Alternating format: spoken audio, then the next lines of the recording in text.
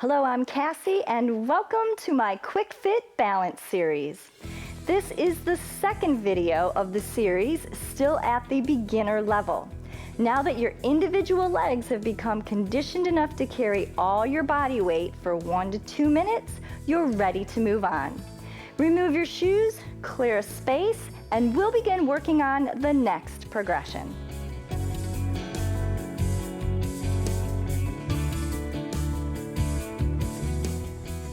As you may have noticed, we no longer have a chair nearby, and that's because A, you've taken the time to strengthen each of your legs individually, and B, because we're not going to be trying to stand entirely on one leg yet. However, I'd like you to stand with your feet about shoulder width apart. We'll lift your heel so your weight shifts over your other leg and get comfortable. Right now, your toes and ball of your foot are remaining on the floor. We aren't trying to lift the toes off the floor. At this point, we're still working on the motor control and reflexes. Your brain has a lot to learn. We're going to hold this for about 2 minutes, so it'll be just fine for you to hit the pause button and set a timer. Once your 2-minute timer goes off, you'll want to place that same foot a bit in front of you. Let's shift your weight forward and back. Stay here. And once again, lift the heel, keeping your toes and your ball of the foot on the floor. This may be more difficult as we've really narrowed our base of support. And if this is just too difficult for you yet, you can have a slightly wider base of support and narrow it as the days go by and you get better. But I'd like you to continue with this same standing leg because we are still improving the individual leg endurance. You'll pause and set that 2-minute timer, and once that is done, you'll move that same leg behind you with just the toes touching, but I'd like you to do a little shift first. I'm sure that standing leg is really talking to you by now. I know mine's burning, but it's not a bad pain. This is just weak muscles being pushed past what they're used to, and that's okay.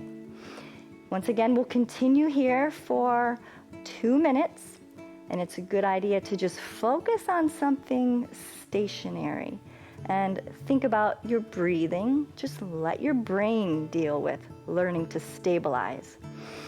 Once the 2 minutes are done, we're going to just shake it off and switch legs. I'd like you to march in place for a bit, lift, give those hips a little bit of a break, and do a few hip circles. Breathe in nice and deep, and an extra exhale. Okay, once again, let's get our feet shoulder width apart and get our other heel lifted to shift your weight onto the opposite leg. Same routine. Find something to focus on that's not moving and let your mind wander. Remember, the point is not to get your toes off the floor. The point of this progression is to continue conditioning your individual legs to support your entire weight and refine your motor control to respond without overcorrecting. You can hit pause, set that 2-minute timer.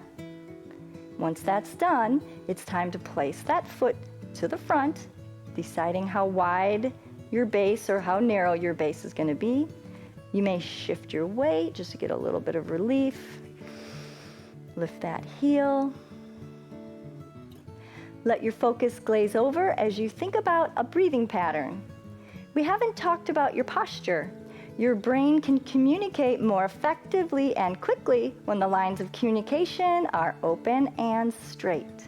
So think about lengthening your arms, pulling your shoulders back, pulling the head over the shoulders, chin back, long neck and spine. What about your belly? Lift the ribs and pull in your abdominals. Good job.